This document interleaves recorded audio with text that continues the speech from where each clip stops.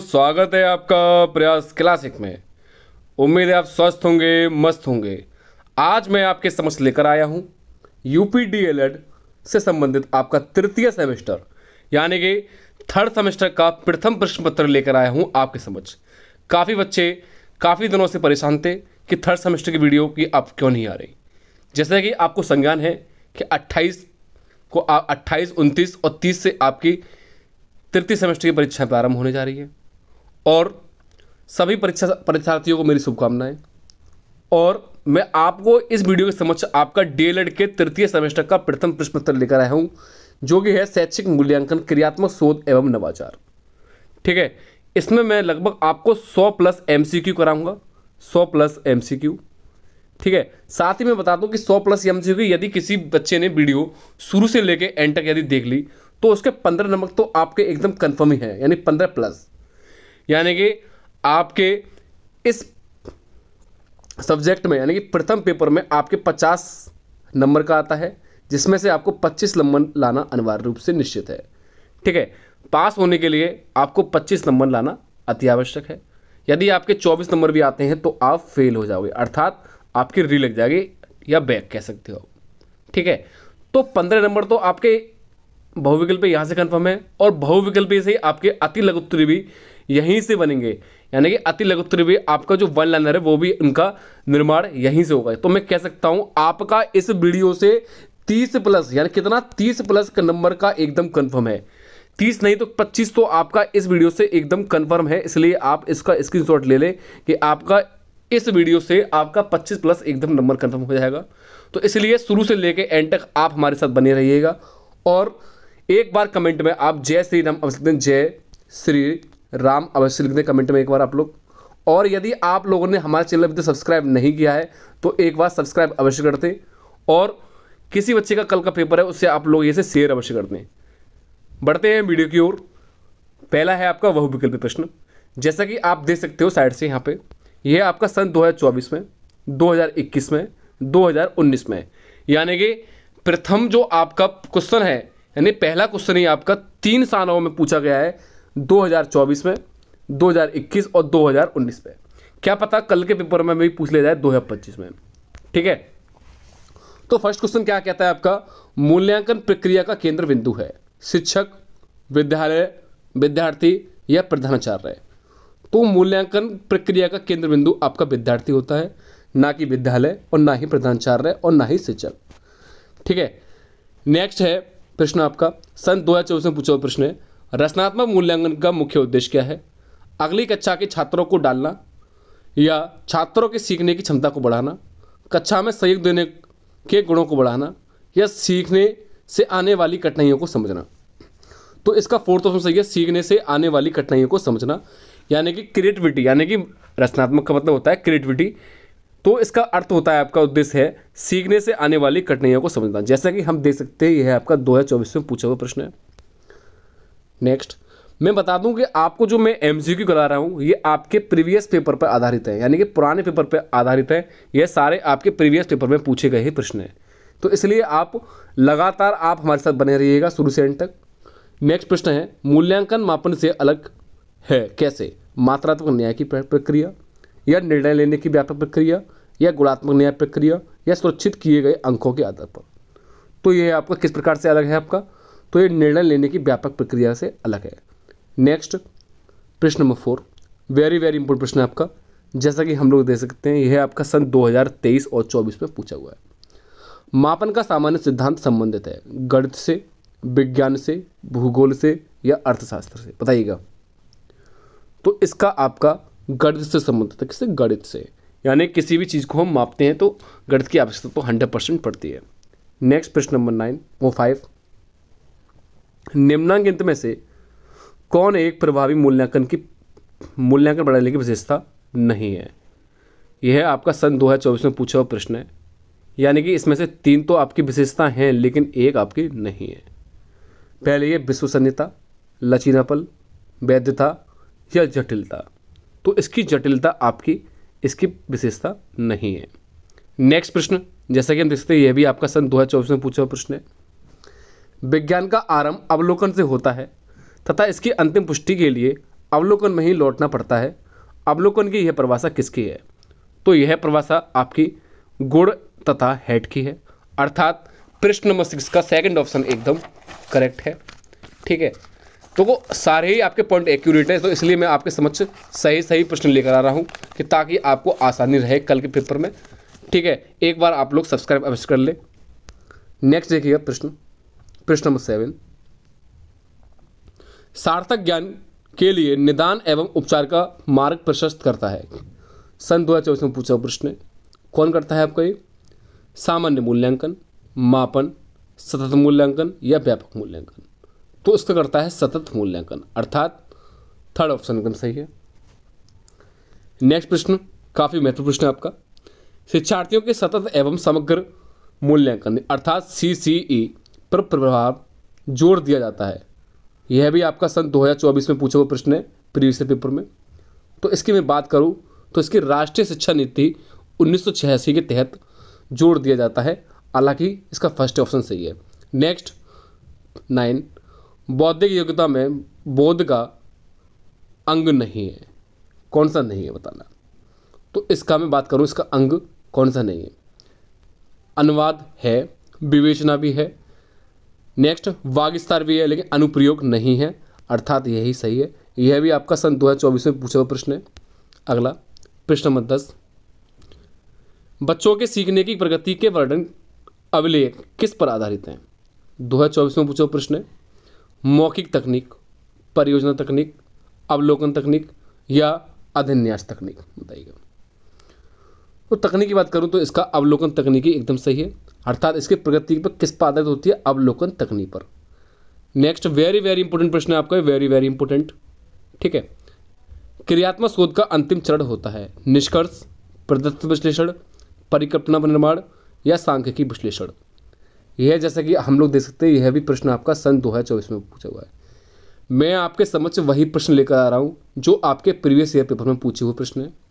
ठीक है, सारे प्रश्न में आपको वही प्रश्न लेकर आऊँगा, अन्यथा की स्थिति में आपको कोई आपका अलग क्वेश्चन नहीं लेकर आऊँगा, सारे यही लेकर आ रहा हूँ। तो 11th की बात करूँ तो इसका निष्कर्ष अंतिम चरण है, अर्थात कंक्लूजन।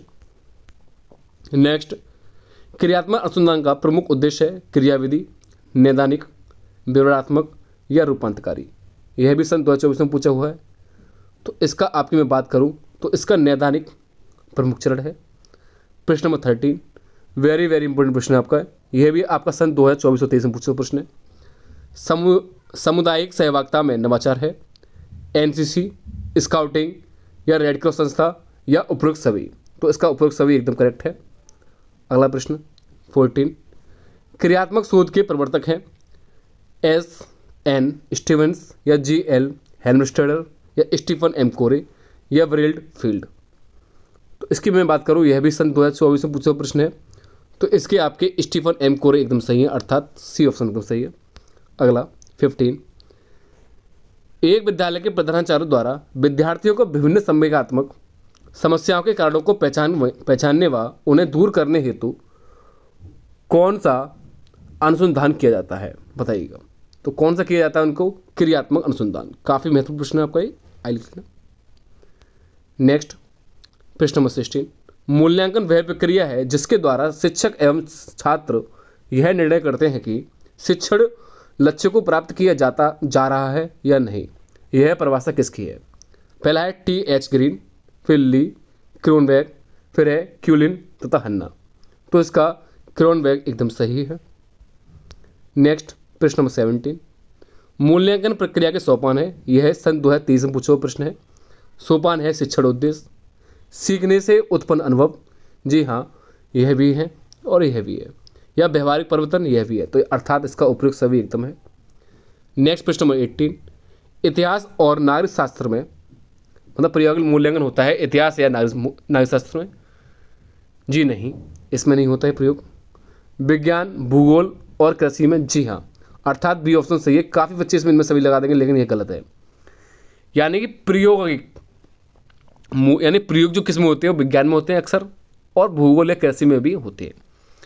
नेक्स्ट प्रश्न नंबर 19, उपचारात्मक शिक्षण में प्रमुख रूप से चयन किया जाता है शिक्षण नीतियों एवं युक्तियों का, पाठ्यक्रम का, मूल्यांकन प्रणाली का या मूल्यांकन उपकरण का।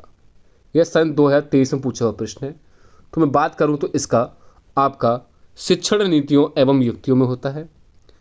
नेक्स्ट प्रश्न नंबर 20, वेरी वेरी इंपॉर्टेंट प्रश्न है आपका, वेरी वेरी वेरी इंपॉर्टेंट लगाना, कल के पेपर में छपने वाला क्वेश्चन है। जैसा कि हम देख सकते हैं, बचाव निदान का उच्चतम स्तर है, यह कथन किसका है? और आप लोग देख सकते हो ये सन 2023, 2022, 2016 में भी पूछा गया प्रश्न है, यानी कि 2024 में नहीं पूछा हुआ है। क्या पता कल के में पूछ ले। तो बचाव निदान का उच्चतम स्तर है, इसलिए आप इसको अक्सर देख कर जाएं, क्या पता कल के पेपर में पूछ ले। ये आपका अति लघु उत्तर में भी पूछ सकता है कि इस तरीके से पूछ सकता है कि आपका बचाव निदान का उच्चतम स्तर है, यह कथन किसने लिखा है। इस तरीके से पूछ सकता है कल के पेपर में। यह आपका रॉस महोदय ने लिखा है, रॉस महोदय ने, या सिंपल मैं बताता हूं कि निदान की परिभाषा लिखे रॉस के अनुसार। नेक्स्ट प्रश्न नंबर 21, क्रियात्मक शोध का मूल आधार होता है समस्या का तुरंत हल, समस्या भी हमारी, हल भी हमारा, विद्यालय की आधारशिला या इनमें से कोई नहीं। 21 का तो इसकी बात करूं तो बी ऑप्शन सही है, समस्या भी हमारी, हल भी हमारा। यह सन 2023 में पूछा हुआ प्रश्न है। प्रश्न नंबर 22, शिक्षण अधिगम प्रक्रिया में नवाचार है अभिक्रमित अनुनिर्देशन, टोली शिक्षण, खुली कच्चा कच्च या उपरोक्त छवि। तो इसकी बात करूं तो उपरोक्त छवि एकदम सही है, और यह प्रश्न नंबर आपका 2023 में पूछा हुआ प्रश्न है। नेक्स्ट 23, प्रार्थना स्थल की गतिविधियों में मुख्य नवाचार माना जाता है 2023 में पूछा हुआ प्रश्न है, ड्रम, संगीत, एक और दो दोनों या कोई नहीं। तो इसका दोनों ही पूछे जाते हैं, ड्रम और संगीत दोनों ही आते हैं प्रार्थना स्थल में। नेक्स्ट रेड क्रॉस सोसाइटी का मुख्य उद्देश्य नहीं है सेवा करना, स्वास्थ्य वृद्धि, मातृत्व का विकास या परीक्षाओं की तैयारी करना। 24 का बताना हमें। तो इसकी बात करूँ तो परीक्षाओं की तैयारी करना इसके अंतर्गत नहीं आता। काफ़ी महत्वपूर्ण प्रश्न है, यह भी आपका सन 2023 में पूछा हुआ प्रश्न है। नेक्स्ट प्रश्न, ब्लूप्रिंट क्या है? इस प्रश्न को आपको देखते हैं ना, ये आपका कल MCQ या अति लघुत्तरीय या लघुत्तरीय में 100% पूछा जाएगा। ठीक है, ये ब्लूप्रिंट का काफ़ी बार पूछा जाता है, तो ये कल पूछा जाएगा। जैसा कि हम लोग देख सकते हैं सन 2023 और 2022 में भी पूछा गया प्रश्न है। तो मैं बता दूं ये काफ़ी महत्वपूर्ण प्रश्न है, ब्लूप्रिंट और ब्लू टैक्सोनॉमी। अगला प्रश्न भी काफ़ी महत्वपूर्ण है। तो ये आपका किस नंबर करता है? आपका प्रश्न पत्र की आधारशिला से संबंध रखता है। ब्लूप्रिंट क्या है? प्रश्न पत्र की आधारशिला से संबंध रखता है। नेक्स्ट प्रश्न नंबर 26, ब्लूम टैक्सोनॉमी की विकसित की गई। तो इस प्रश्न को तो आप स्क्रीनशॉट ले लें, वेरी वेरी इंपॉर्टेंट प्रश्न है आपका। यह भी आपका सन 2023, 2022, 2021 और 2018 है। जैसा कि आप लोग देख सकते हो ये लगातार 4 सनों में पूछा गया है। तो आप इस प्रश्न को जरूर देख के जाना कि ब्लूम टैक्सोनॉमी कब विकसित की गई थी आपकी, सन 1956 ईस्वी में। ठीक है, 1956 ईस्वी में ब्लूम टैक्सोनॉमी की विकसित की गई है। तो इसलिए आप इस प्रश्न को 100% देख कर जाना। ये दोनों ही प्रश्न आपके काफ़ी महत्वपूर्ण हैं। अगला, मूल्यांकन होता है मात्रात्मक, गुणात्मक या मात्रात्मक गुणात्मक दोनों या इनमें से कोई नहीं। 2023 में पूछा हुआ है। तो मूल्यांकन की मैं बात करूं तो मूल्यांकन मात्रात्मक गुणात्मक दोनों हो सकता है, लेकिन कहीं कहीं आपका मात्रात्मक कह दिया है, ऐसा कुछ नहीं है। ठीक है, नेक्स्ट प्रश्न नंबर 28, मूल्यांकन एक निरंतर चलने वाली प्रक्रिया है, यह कथन किसका है? 2022 में पूछा हुआ प्रश्न है। तो ये आपका किसने बोला है? NCERT। ठीक है, NCERT की स्थापना कब हुई थी आपकी? 1961 ईस्वी में। अगला प्रश्न, शैक्षिक उद्देश्य के अंग है बालक, समाज, विषय वस्तु या उपरोक्त सभी। तो उसके सभी होते हैं शैक्षिक मूल्यांकन के उद्देश्य के। ठीक है, 2022 में पूछा हुआ है। नेक्स्ट प्रश्न नंबर 30, बौद्धिक योग्यता में अंग नहीं है अनुवाद, विवेचना, भाग विस्तार या अनुप्रयोग। इसका भी 2022 में पूछा हुआ प्रश्न है। तो इसका आपका अनुप्रयोग आ जाएगा, जैसे कि आपने ऊपर देखा था वीडियो में। नेक्स्ट प्रश्न नंबर 31, रीता ने गणित में 50 अंक प्राप्त किए। 50 अंक प्राप्त करना है मापन, मूल्यांकन, परीक्षण या उपलब्धि, बताइएगा। 31, तो इसका आपका हो जाएगा मापन, यानी कि जहां आपकी अंक की बात आ जाए वहां मापन आता है। ठीक है, परसेंट में आपका मूल्यांकन कह सकते हैं। तो यह प्रश्न काफ़ी महत्वपूर्ण प्रश्न है आपका, 2018 और 2022 दोनों में पूछा हुआ प्रश्न है, इंपॉर्टेंट प्रश्न है आपका ये। नेक्स्ट प्रश्न नंबर 32, शिक्षण अधिगम प्रक्रिया में नवाचार है अभिक्रमित, टोली अनुदेशन, खुली कच्चा कच्च या उपरोक्त छवि, बताइएगा। तो इसका उपरोक्त छवि एकदम सही है, 2022 में पूछा हुआ है। उत्तम परीक्षण की विशेषता नहीं है वैधता, विश्वसनीयता, वस्तुनिष्ठता या कठोरता। तो इसकी आपकी पूछी है नहीं है, यानी कि 3 होंगी, एक नहीं है। तो कौन सी नहीं है आपकी? कठोरता इसकी नहीं है। यह आपके 2022 और 2016 दोनों में पूछा हुआ प्रश्न है। नेक्स्ट, ज्ञान बोध व अनुप्रयोग का संबंध मूल्यांकन के किस पक्ष से होता है? 2022 में पूछा हुआ प्रश्न है ये भी, जैसा कि हम लोग दे सकते हैं। तो ये आपका संज्ञानात्मक पक्ष से संबंध रखता है, ना कि आपका इनसे। ठीक है।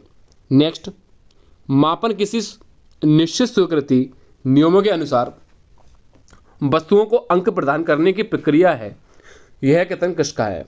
बताइएगा। तो यह कथन आपका एस स्टीवेंस का है। 2022 में पूछा हुआ प्रश्न है आपका ये। नेक्स्ट 36, मूल्यांकन प्रक्रिया को सामान्यतः कितने भागों में बांटा जाता है? वेरी वेरी इंपॉर्टेंट प्रश्न है आपका ये भी। तो 4 भागों में बांटा जाता है। यह भी आपका 2022 और 2017 की परीक्षा में पूछा हुआ है। नेक्स्ट प्रश्न देखिएगा क्या कहता है आपका, प्रश्न नंबर 37,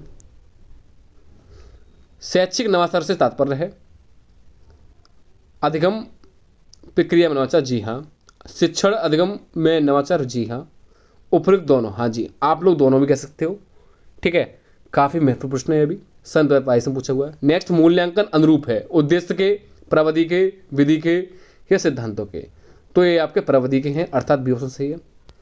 नेक्स्ट, क्रियात्मक शोध का विकास किसने किया था? एम.एस. कोरे ने, फ्रोवेल ने, जॉन डेवी ने या इनमें से किसी ने?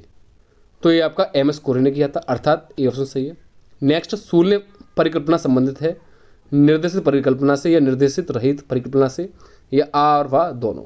तो इसकी निर्देशित रहित होगा, ना कि सहित। ये आपका गलत है, अर्थात बी ऑप्शन सही है।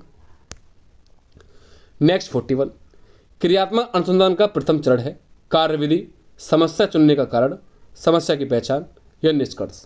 41 की बात करूँ तो मैं, तो 41 का आपका फर्स्ट ही है, समस्या का पहचान। नेक्स्ट, न्यायादर्श का संबंध है मापन से, मूल्यांकन से, क्रियात्मक शोध से या इनमें से किसी से नहीं। 40 की मैं बात करूं तो आपका क्रियात्मक शोध से होता है, अर्थात थर्ड ऑप्शन एकदम करेक्ट है। नेक्स्ट 43 क्या कहता है आपका? संज्ञानात्मक पक्ष से संबंधित है बोध, व्यवहारिकता एवं मूल्यांकन, ज्ञान या उपरोक्त सभी? बताइएगा। तो इसका उपरोक्त सभी हो जाएगा, यानी कि बोध, ज्ञान, व्यावहारिकता और मूल्यांकन सारे आपके संज्ञानात्मक विकास से संबंध रखते हैं।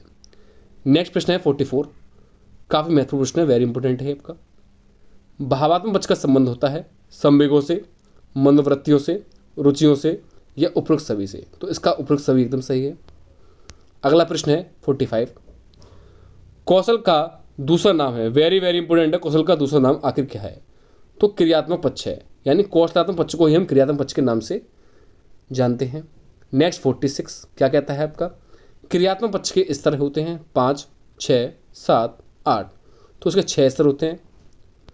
अगला प्रश्न नंबर 47, जिस उद्देश्य की पूर्ति के लिए परीक्षण का निर्माण हुआ था वह उस उद्देश्य की पूर्ति करे तो कहलाता है विश्वसनीयता, वैध, व्यापक या इनमें से कोई नहीं? तो वो उसके लिए क्या कहलाता है आपका? वैध कहलाता है, अर्थात बी ऑप्शन सही है। अगला 48 क्या कहता है आपका? ऐसा परीक्षण जो बार बार प्रयोग करने पर एक ही तरह का परिणाम देता है कहलाता है विश्वसनीय, वैध या न्यायादर्श या इनमें से कोई नहीं? तो वो आपका कहलाता है विश्वसनीय। ठीक है। नेक्स्ट 49, उत्तम परीक्षण की विशेषता है विश्वसनीयता, व्यवहारिकता, वैधता या सभी? तो इसका सभी एकदम सही है। अगला 50 क्वेश्चन क्या कहता है आपका? कोई व्यक्ति परंपरागत तरीके से हटकर नवीन ढंग से कार्य करता है वह कहलाता है नवाचार, मूल्यांकन, मापन, परीक्षण? बताइएगा। तो वो आपका नवाचार कहलाता है, अर्थात ए ऑप्शन एकदम करेक्ट है। अगला 51, नवाचार एक ऐसा विचार है जिसकी प्रतीति व्यक्ति नवीन विचार के रूप में करे, यह कथन है गांधी जी का, जॉन डेवी का, एम.एस. रोजर्स का या वर्टन का? बताइएगा। यह आपका एम.एस. रोजर्स का कहलाता है, अर्थात ए ऑप्शन सही है। नेक्स्ट 52, मौखिक परीक्षाओं का प्रारंभ किया जाता है, वेरी वेरी इंपॉर्टेंट प्रश्न आपका ये, गांधी ने, फ्रोवेल ने या गिलिडाइटिस ने या सुकरात ने? तो इसकी बात करूं तो आपका थर्ड ऑप्शन सही है, गिलिडाइटिस ने। ठीक है। यदि आपने हमारा चैनल अभी तक सब्सक्राइब नहीं किया है तो एक बार आप हमारे चैनल को सब्सक्राइब अवश्य कर लें। कमेंट में एक बार जय श्री राम अवश्य लिख दें, जय श्री राम। और साथ ही मैं बता दूं, यदि किसी बच्चे को यदि कल इसका पेपर है तो आप उसको वीडियो अवश्य शेयर कर दें। ठीक है। नेक्स्ट प्रश्न नंबर 43, मौखिक परीक्षण को किसने महत्वपूर्ण स्थान दिया है? सुकरात ने, गांधी जी ने, फ्रोबेल ने या हरलोक ने? बताइएगा किसने दिया? आपका हरलोक महोदय ने दिया है। नेक्स्ट 54, समस्या का निराकरण करना मूल्यांकन उद्देश्य क्या है? समस्या का निराकरण करना। नेक्स्ट है छात्रों के समस्या का ज्ञान, जी हाँ ये भी सही है। शिक्षकों द्वारा शिक्षण कार्य में सुधार, ये भी करेक्ट है। नेक्स्ट उपरोक्त सभी, अर्थात डी ऑप्शन एकदम एक्यूरेट है। अगला 55, मूल्यांकन की प्रक्रिया या मूल्यांकन की प्रमुख विशेषताएं हैं। 55 क्या कहता है आपका? तो उसकी प्रमुख विशेषता की बात करूं तो आपका इसमें गुणों का मापन होता है, जी हाँ। नेक्स्ट शिक्षण प्रक्रिया गतिशील बनती है, बिल्कुल करेक्ट है। नेक्स्ट सतत चलने वाली प्रक्रिया है, यह भी सही है। उपरोक्त सभी इसका एकदम सही है, ऑल ऑफ दिस। 56 देखिएगा क्या कहता है? शैक्षिक नवाचार के अंतर्गत आते हैं विद्यालय प्रबंध, जी हाँ, मूल्यांकन, शिक्षण अधिगम या उपरोक्त सभी, अर्थात डी ऑप्शन एकदम सही है। नेक्स्ट 57, मूल्यांकन एक सतत प्रक्रिया है, यह शिक्षा की संपूर्ण प्रणाली का आवश्यक अंग है और शिक्षा के उद्देश्यों के साथ पूर्ण रूप से संबंधित है। यह कथन किसका है? इसने यह पूछा है। तो यह कमीशन, यह आपका कोठारी कमीशन का है। कोठारी कमीशन कब आया था? आपका 1964-66 में, तो आप लोग ये देख लेना, ठीक है। नेक्स्ट प्रश्न नंबर 58, मूल्यांकन के अंतर्गत व्यक्ति या समाज या दोनों की दृष्टि से जो अच्छा या वांछनीय है उसे मानकर चला जाता है, यह कथन किसका है? ठीक है, यह कथन किसका? आपका रेमर्स वाकेज का, अर्थात बी ऑप्शन सही है। नेक्स्ट है 59, मूल्यांकन अनुरूप है उद्देश्यों के, प्रविधियों के, विधि के या सिद्धांतों के। तो ये आपके विधि के है। तो मेरा एक महत्व है आपको कम समय में अच्छी जानकारी और संपूर्ण जानकारी और साथ ही आपको कम समय में अधिक जानकारी देना, ठीक है। तो इसलिए मैं कम समय में यानी कि बिना किसी समय गवाए हुए आपके समझ केवल क्वेश्चन जल्दी जल्दी कराते जा रहा हूँ, ताकि आपको जितना नॉलेज हो, उतना ज्ञान हो, उतना बेटर है, क्योंकि कल आपका पेपर है। तो इसलिए आप संपूर्ण वीडियो देखिएगा मेरी और शेयर करना ना भूलें एक बार, ठीक है। हम लोग आपके लिए इतनी मेहनत कर रहे हैं, तो आप भी थोड़ा सा एक छोटा सा एक सब्सक्राइब तो कर ही सकते हो और बेल आइकन दबाना ना भूलें, ताकि आपको नई वीडियो प्राप्त हो जाए, ठीक है। आपको नोटिफिकेशन के द्वारा आपको नई वीडियो मिल जाएगी। नेक्स्ट देखिए 60, मूल्यांकन को उपकरण व प्रविधियों के उद्देश्यों के अनुरूप विभाजित किया जाता है 4 भागों में, 6 भागों में, 8 भागों में या 2 वर्गों में। तो इसका 4 वर्गों एकदम सही है। अगला प्रश्न नंबर 61, मूल्यांकन का क्रियात्मक पक्ष है घटनाओं का ज्ञान, प्रतिक्रिया करना, चारित्रीकरण या स्वाभाविकरण करना। तो इसका स्वाभाविकरण एकदम सही है, अर्थात डी ऑप्शन सही है।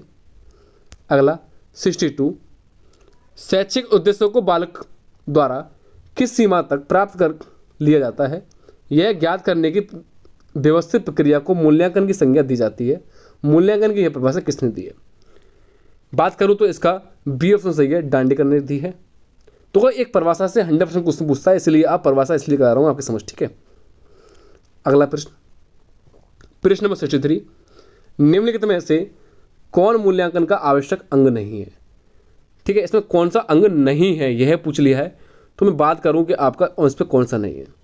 शैक्षिक उद्देश्य जी हाँ होते हैं, सीखने का अनुभव यह भी होता है, व्यवहारिक प्रवर्तन भी होता है, लेकिन छात्रों की योग्यता का वंचित स्तर यह गलत है, अर्थात इसमें नहीं पूछा है। तो आपका डी ऑप्शन एकदम सही है। नेक्स्ट भौतिक मापन है, काफ़ी महत्वपूर्ण प्रश्न है आपका, वेरी इंपॉर्टेंट प्रश्न है आपका। तो इसका निश्चित, स्थिर, अस्थिर या अनिश्चित। तो 64 की मैं बात करूं तो आपका बी ऑप्शन सही है, स्थिर। नेक्स्ट प्रश्न देखिएगा 65, मूल्यांकन व्यक्ति अथवा समाज या दोनों की दृष्टि से अच्छा है अथवा वांछनीय है उसे मानकर चला जाता है, किसने कहा था? रेमंड एंड गेज ने, कोठारी आयोग ने, एडम्स ने या रॉस ने? बताइएगा 65 का। तो इसका रेमंड्स एंड गेज ने कहा है, अर्थात 65 का फर्स्ट ऑप्शन इसका एकदम एक्यूरेट है, एकदम सही है। नेक्स्ट प्रश्न देखिएगा 66 क्या कहता है आपका? दक्षता आधारित मूल्यांकन है, वेरी वेरी इंपॉर्टेंट प्रश्न है आपका। तो दक्षता आधारित मूल्यांकन कौन सा है? देखिएगा सतत मूल्यांकन, जी हाँ, जो आपका कॉन्टिन्यूसली चलता रहता है, यानी समय समय पर लिया जाता है। व्यापक मूल्यांकन जो छमाही और आपका सत्र के एंड में लिया जाता है, वो भी आपका दक्षता आधारित मूल्यांकन कहता है, अर्थात इसका ए और बी दोनों एकदम सही हैं। नेक्स्ट 67, भावात्मक पक्ष में उद्देश्यों को शामिल किया जाता है, मान्यताएं, चारित्रिक गुण, अभिवृत्तियां या ये सभी। तो इसका ये सभी एकदम सही है। 68 क्या कहता है आपका, प्राथमिक कक्षाओं में किस मूल्यांकन प्रविधि का प्रयोग किया जाता है, जासूसी, निरीक्षण, संचय आलेख या रेटिंग स्केल, बताइएगा। काफ़ी महत्वपूर्ण प्रश्न है। तो प्राथमिक कक्षाओं में जो मूल्यांकन होता है वो निरीक्षण विधि के द्वारा होता है, ना कि जासूसी या रेटिंग स्केल के द्वारा। तो अर्थात इसका बी ऑप्शन सही है 68 का। नेक्स्ट 69, प्रश्नावली सूची संबंधित है परिप्रेक्षाकार से, मनोवैज्ञानिक परीक्षण से या साक्षात्कार से अर्थात इंटरव्यू से। लास्ट कहता है इनमें से कोई नहीं, तो इसका ए ऑप्शन सही है। नेक्स्ट साक्षात्कार संबंधित है प्रश्नावली से, अनुसूची से या चिह्नांकन से या प्राप्तांक पत्र से, बताइएगा। तो इसका अनुसूची एकदम करेक्ट है, अर्थात बी ऑप्शन एकदम सही है। नेक्स्ट प्रश्न नंबर 71, अशाब्दिक निर्धारण मापनी है, निर्धारण मापनी, स्थिति मापनी या आंतरिक संगति मापनी या आत्मनिर्धारण माप विधि। तो इसका आत्मनिर्धारण विधि एकदम सही है, यानी कि अशाब्दिक मापनी, निर्धारण मापनी इसी से हम करती है। जैसे कि आप ला सकते हो अशाब्दिक निर्धारण, तो यहाँ भी निर्धारण दिया हुआ है। नेक्स्ट 72, शिक्षण, अधिगम तथा मूल्यांकन एक दूसरे से संबंध होते हैं, पूरक, घनिष्ठ, आवश्यक या इनमें से कोई नहीं। तो ये आपके घनिष्ठ संबंध होते हैं। नेक्स्ट 73, मूल्यांकन के द्वारा ज्ञात किया जाता है व्यक्ति के अधिगम स्तर को, समाज के अधिगम स्तर को, जी हाँ, लेकिन तो बोला मूल्यांकन के द्वारा, तो इसका छात्र के अधिगम को स्तर को ज्ञात किया जाता है, ना कि व्यक्ति और समाज के अधिगम स्तर को।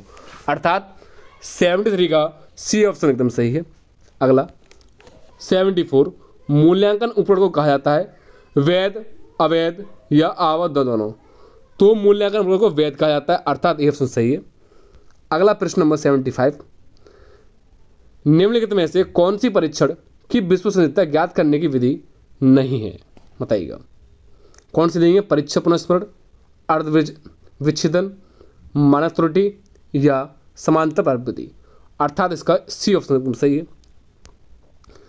नेक्स्ट प्रश्न नंबर 76, वस्तुनिष्ठ परीक्षण वह है जिसमें प्रत्येक परीक्षक किसी प्रश्न के उत्तर या निष्पादन को देखकर एक निश्चित निष्कर्ष पर पहुंचते हैं। यह परिभाषा किस मनोवैज्ञानिक ने दी है? तो यह परिभाषा में बात करूं तो आपके क्रॉन वैज्ञानिक ने दी है, अर्थात ए ऑप्शन सही है। नेक्स्ट 77 क्या कहता है, देखिए, निम्नलिखित में से कौन अच्छे परीक्षण की विशेषता नहीं है?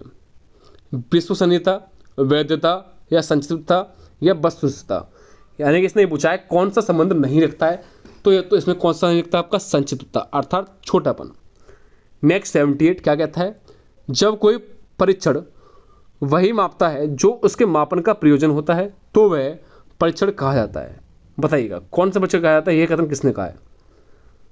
तो यह है आपका वैध होता है, वैध, अर्थात 78 का सी ऑप्शन एकदम सही है। नेक्स्ट 79, कोई परीक्षण उस सीमा तक वैध है जहां तक वह अपने उद्देश्यों का मापन करता है, यह कथन किसका है?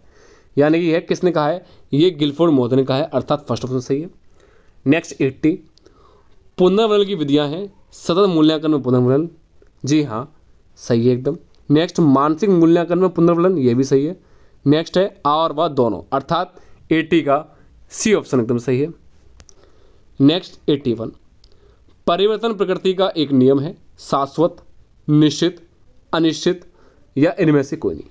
बताइएगा 81 का, तो 81 का तो आपका कैसा है, आपका शाश्वत है। 82 कहता है नवाचार आ गया, नवाचार का निर्माण किया जाता है नैतिक आधार पर, सामाजिक आधार पर, मनोवैज्ञानिक आधार पर या सभी। तो इसका आपका मनोवैज्ञानिक आधार पर किया जाता है।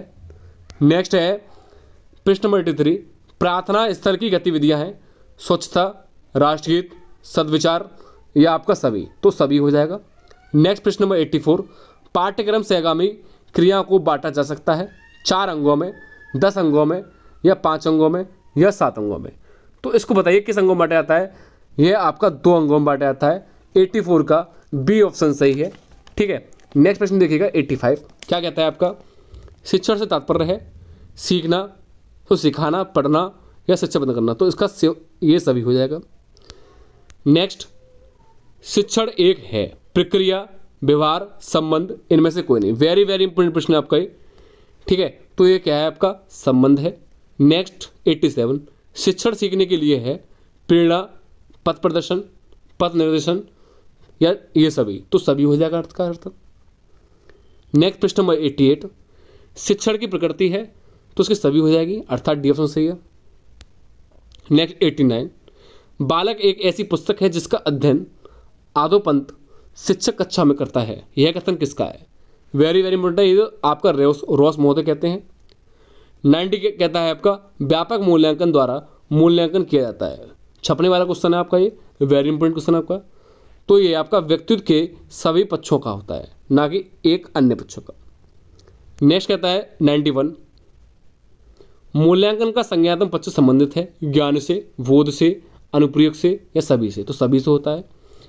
सतत मूल्यांकन कहलाता है सत्र के अंत में किया जाने वाला मूल्यांकन, सत्र के मध्य में किया जाने वाला मूल्यांकन या नित्य प्रत्येक किया जाने वाला मूल्यांकन।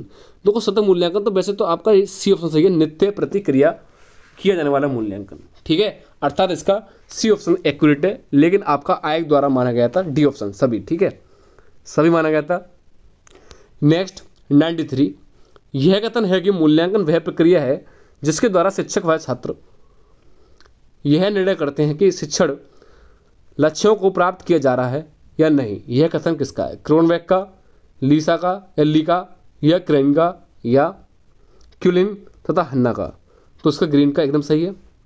नेक्स्ट 94, क्रियात्मक शोध करने का अधिकार है किसको है? ये आपका शिक्षकों, प्रधानाध्यापकों, छात्रों सभी को है, अर्थात डी ऑप्शन सही है। नेक्स्ट 95, क्रियात्मक शोध में शोधकर्ता होता है उत्पादक, उपभोक्ता, उत्पादक एवं उपभोक्ता दोनों, अर्थात सी ऑप्शन सही है। नेक्स्ट 96, मूल्यांकन का अर्थ है कि किसी वस्तु या प्रक्रिया का मूल्यांकन निश्चित करना। यह कथन किस महोदय ने कहा है? यह आपका रेमर्स एवं गेज ने कहा है, अर्थात सी ऑप्शन सही है। नेक्स्ट 97, ज्ञान, बोध एवं अनुप्रयोग का संबंध मूल्यांकन के किस पक्ष से है? संज्ञानात्मक, भावात्मक, कौशलात्मक या निदानात्मक, बताइएगा। तो इसकी मैं बात करूं तो आपका फर्स्ट ऑप्शन सही है, संज्ञानात्मक से, जैसा कि आपको मैंने ऊपर वीडियो में कराया था। नेक्स्ट 98, निम्न में से मूल्यांकन का पक्ष नहीं है। वेरी वेरी इंपॉर्टेंट प्रश्न है आपका, यानी इसमें 3 एक पक्ष है, एक नहीं है, तो इसमें कौन सा पक्ष नहीं है आपका? संज्ञानात्मक होता है, भावात्मक भी होता है, क्रियात्मक भी होता है, लेकिन मात्रात्मक नहीं होता, अर्थात यही ऑप्शन सही है। नेक्स्ट 99, कार्य क्षेत्र से संबंधित समस्याओं के कारणों को जानने व समस्याओं के समाधान हेतु किया जाने वाला शोध है मौलिक शोध, ऐतिहासिक शोध या वैज्ञानिक शोध या क्रियात्मक शोध, बताइएगा 99 का। तो इसका आपका क्रियात्मक शोध एकदम सही है। अगला, प्रायोगिक मूल्यांकन होता है विज्ञान एवं मनोविज्ञान में, हिंदी में, इतिहास में, नागरिक शास्त्र में, बताइएगा। तो ये आपका विज्ञान एवं मनोविज्ञान में होता है। नेक्स्ट प्रश्न नंबर 101, यहाँ आपके 100 कम हो चुके हैं। शैक्षिक उद्देश्यों के अनुसार प्रश्नों का प्रकार नहीं है, यानी कि कौन सा प्रकार इसमें नहीं है? आकलित प्रश्न नहीं होता, शेष आपके होते हैं, अर्थात डी ऑप्शन सही है। प्रश्न नंबर 102, शैक्षिक क्षेत्रों में क्रियात्मक शोध का प्रथम प्रयोग किया था, किस व्यक्ति ने किया था? यह पूछा इसने, तो किसने किया था? स्टीफन एम कोरे ने, अर्थात फर्स्ट ऑप्शन सही है। मापन होता है गुणात्मक, मात्रात्मक, तुलनात्मक या उपरोक्त सभी, तो ये आपका मात्रात्मक होता है, अर्थात बी ऑप्शन सही है। नेक्स्ट, यह पूछा है 2016 में, क्या क्या कहा है इसने? मूल्यांकन होता है गुणात्मक, मात्रात्मक, तुलनात्मक, तो ये गुणात्मक भी सही है, तुलनात्मक सही है, अर्थात इसका सी ऑप्शन ज़्यादा एक्यूरेट है। यहाँ आपके 100 प्लस बहुविकल्पीय अर्थात कंप्लीट हो चुके हैं, ठीक है। 100 प्लस मैंने आपको एमसीक्यू करा दिए। इस वीडियो में किसी व्यक्ति ने यदि ध्यानपूर्वक देख ली तो उसके 25 नंबर तो 100% एकदम पुराने हैं, जहाँ से मैं बता दूँ कि 15 नंबर तो आपके ऑब्जेक्टिव से, और साथ ही यहाँ से आपके कुछ आप थोड़ा दिमाग लगा कर सकते हो। इससे क्या, बहुविकल्पी के साथ साथ आपका अति लघुत्तरीय और लघुत्तर प्रश्न, तो आपका 15 नंबर यहाँ से और 25 आप 10 नंबर वैसे। मैं तो 10 ही लगा रहा हूँ, हालांकि और ज़्यादा ही हो सकते हैं कम से कम, लेकिन आपका पासिंग क्राइटेरिया आप इस वीडियो से कर सकते हो। इससे पूर्व मैंने एक वीडियो करा दी है, उसका लिंक इसके डिस्क्रिप्शन में पड़ा हुआ है, आप वहाँ जाकर देख सकते हो, नहीं तो आप हमारे चैनल पर जाकर देख सकते हो, ठीक है। एक बार आपको यदि वीडियो अच्छी लगी हो तो एक बार आप कमेंट में गुड लिख दें, या फिर आप लिख सकते हो जय श्री राम या हर हर महादेव। जय श्री राम लिख सकते हो आप एक बार यदि आपको वीडियो अच्छी लगी हो तो, या फिर हर हर महादेव आप कृपया करके लिख दें यदि आपको वीडियो अच्छी लगी हो। और साथ ही यदि आपने हमारे चैनल को सब्सक्राइब नहीं किया है तो एक बार आप हमारे चैनल को सब्सक्राइब कर दें, और साथ ही शेयर करना ना भूलें, और लाइक का बटन अवश्य दबा दें, ठीक है। मिलते हैं नेक्स्ट वीडियो में, धन्यवाद। जय हिंद, जय भारत।